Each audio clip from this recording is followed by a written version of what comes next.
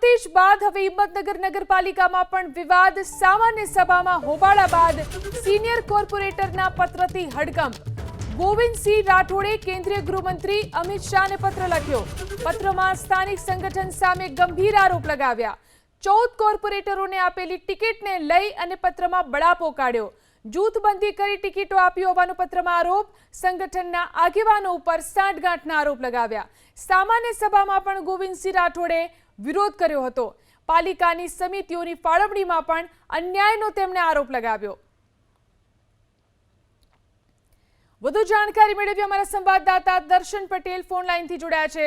દર્શન, હિંમતનગર પાલિકામાં જે વિવાદ શરૂ થયો છે તે શેને લઈને છે? આ પત્રની અંદર શું ઉલ્લેખ કરવામાં આવ્યો છે? જીલન, સાબરકાંઠા જિલ્લાની જે આ નગરપાલિકાઓ છે તે નગરપાલિકાઓ પૈકીની જે પ્રાંતિજ નગરપાલિકાનો એક વિવાદ સામે આવ્યો। તો વિવાદ માંડ શમ્યો છે ત્યારે ફરી હિંમતનગર નગરપાલિકાનો વિવાદ સામે આવ્યો છે। હિંમતનગર પાલિકામાં 3 ટર્મથી ચૂંટાઈ આવતા એક સિનિયર જે કોર્પોરેટર છે તે કોર્પોરેટર દ્વારા એક જે નવા જે કોર્પોરેટરો ચૂંટાયા છે ભારતીય જનતા પાર્ટીના, તેઓની સામે જ બરાપો પોકારતો એક જે પત્ર છે તે પત્ર સોશિયલ મીડિયામાં વાયરલ થયો છે। આ પત્ર છે તે ગોવિંદસિંહ રાઠોડ નામના કોર્પોરેટર દ્વારા કેન્દ્રીય ગૃહમંત્રી અમિત શાહને સંબોધીને લખેલો આ પત્ર છે। આ પત્રની અંદર 14 જેટલા કોર્પોરેટરોને આપેલી ટિકિટોને લઈ બરાપો વ્યક્ત કરવામાં આવ્યો છે। જૂથબંધી અને જે ગ્રુપેરિઝમ છે તે ગ્રુપેરિઝમ પ્રમાણે ટિકિટની વહેંચણી કરી હોય અને ત્યારબાદ તેઓને જે ચેરમેન પદના જે ખાતાઓ છે તે ખાતાઓની ફાળવણી પણ ગ્રુપ પ્રમાણે કરવામાં આવી હોય તેવો આક્ષેપ જે આ છે આ પત્રની અંદર કરવામાં આવ્યો છે।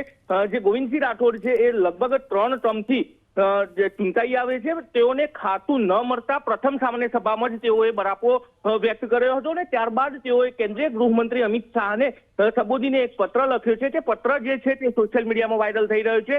જોકે અત્યારે હાલ ભારતીય જનતા પાર્ટીનું જે શીર્ષ નેતૃત્વ અને જે સંગઠનના જે પદાધિકારીઓ છે તે પદાધિકારીઓ દ્વારા પ્રથમ તો આ કેમ આ પત્ર લખવામાં આવ્યો છે તે બાબતની ગોવિંદસિંહ સાથે ચર્ચા કરવાની વાત સામે આવી છે। જોકે હાલ તો જે સોશિયલ મીડિયાની અંદર જે પત્ર વાયરલ થઈ રહ્યો છે તેને લઈને અનેક સવાલો ઉભા થયા છે। જોકે અત્યારે હાલ હિંમતનગર શહેરમાં આ ચર્ચાનો વિષય બની ચૂક્યો છે। જીલન, જી આભાર દર્શન, તમામ જાણકારી આપવા માટે।